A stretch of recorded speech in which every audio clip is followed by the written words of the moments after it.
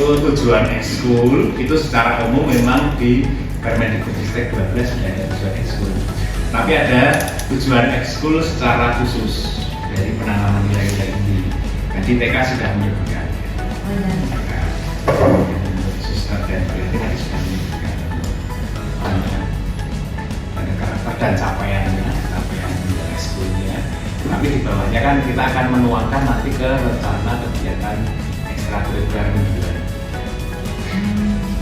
Maka itu dipisah lagi untuk nilai tata kelola yang baik. Jadi itu keutamaan tata kelola yang baik nilai apa itu? Unggul ya, nilainya unggul.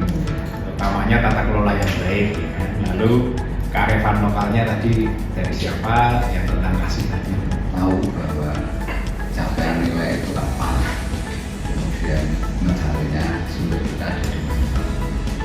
Maka di panduan KSP itu kami mencoba untuk membuat link-link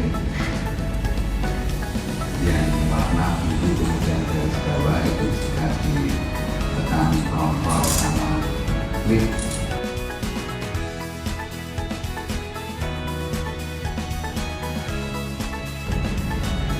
Dengan cara memberi link-link seperti itu, jika PDF itu akan menjadi lebih interaktif.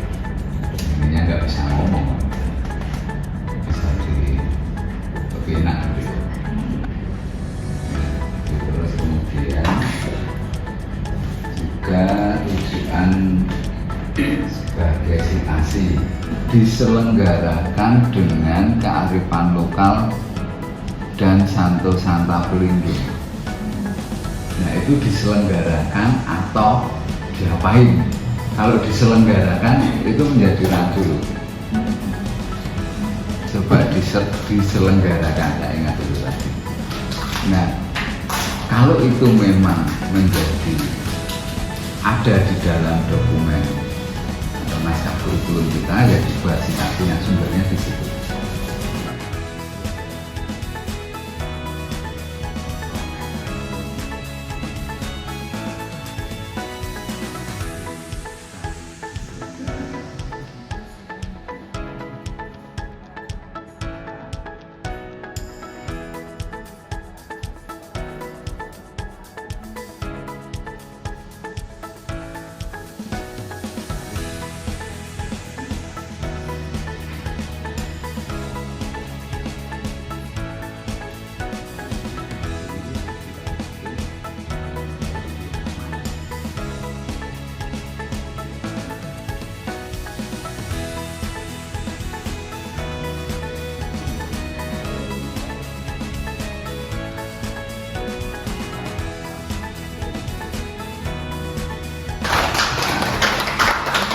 Melanjutkan dari guru yang membuat ini dalam pengembangan itu salah satunya adalah membuat indikator-indikator capaian dari tujuan kita buat. Lihat nanti di bagian pertama pengembangan itu kan ada pembuatan indikator-indikator. Itu nanti bisa digunakan untuk kriteria-kriteria. Permendikbud Ristek Permendikbud nomor 63 tahun 2014 tentang pendidikan kepramukaan sebagai kegiatan ekstrakurikuler wajib itu juga sudah dicabut. Jadi dalam hal ini dengan berlakunya Permendikbudristek nomor 12 tahun 2024 berarti di sekolah itu tidak ada lagi istilah ekstrakurikuler wajib ya. Jangan dikatakan ada ekskul wajib dan pilihan. Dan kami bahasakan saja di sini bahwa sesuai dengan minat dan bakat dengan potensi-potensi yang dimiliki di sekolah, dengan lingkungan sekolah. Jadi, sesuai dengan lokalitas, lalu sesuai dengan kebutuhan anak-anak dan sesuai dengan potensi dan bakat. Mungkin kita bisa digali memang umum seperti setelah ada komunitas sekolah itu tidak ada satupun ekskul yang ikut bagaimana itu kondisinya.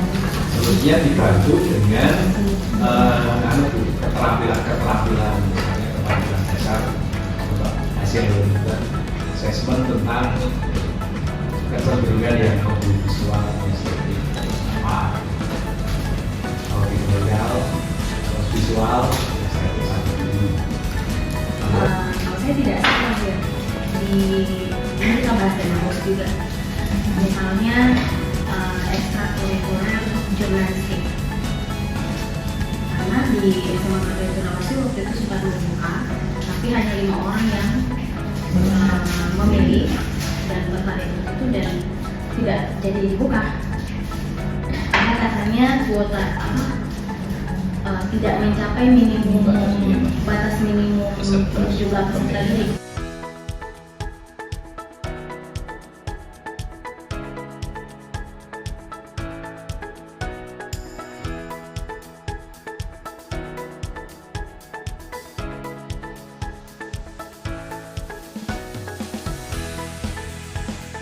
Yang lebih penting itu di ekskul adalah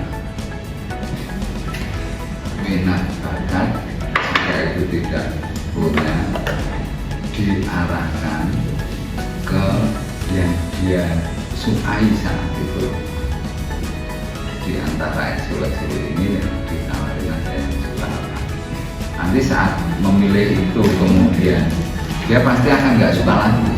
Nanti kalau anak seperti itu ikut-ikutan. Nah,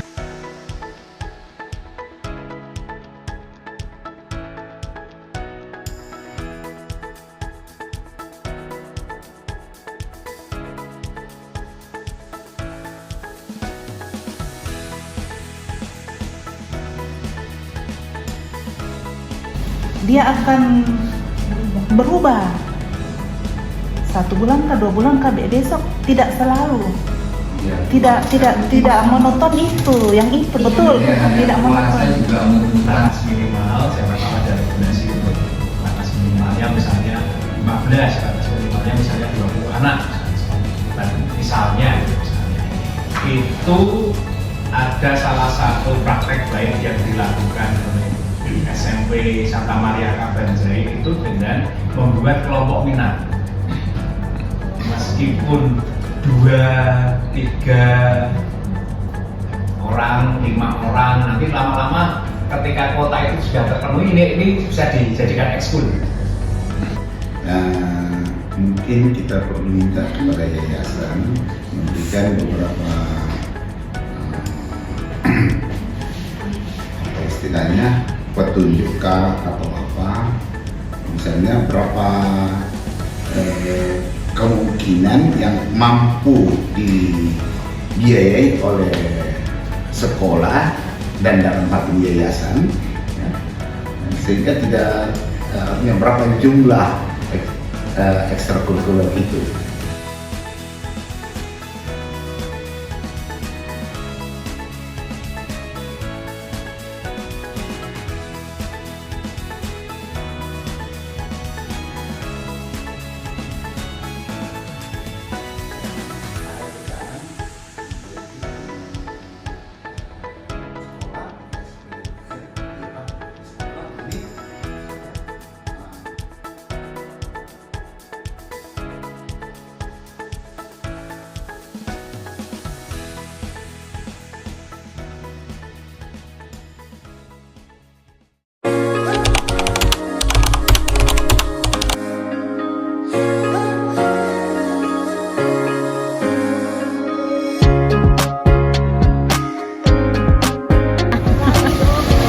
Lagi bikin apa?